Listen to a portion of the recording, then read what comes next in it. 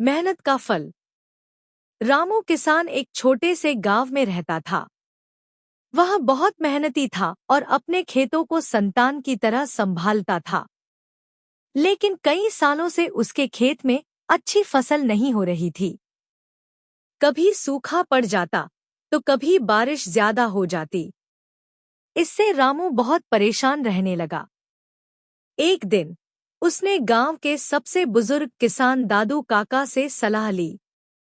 दादू काका ने मुस्कुराते हुए कहा, बेटा, मेहनत का फल हमेशा मीठा होता है। बस धैर्य रखो और सही तरीके से खेती करो। रामू ने उनकी बात को ध्यान से सुना और अपनी खेती के तरीके बदल दिए। उसने मिट्टी की जांच करवाई, सही समय पर बीज बोए और प्राकृतिक खाद का उपयोग किया। इस बार उसने फसल की देखभाल पूरी ईमानदारी से की।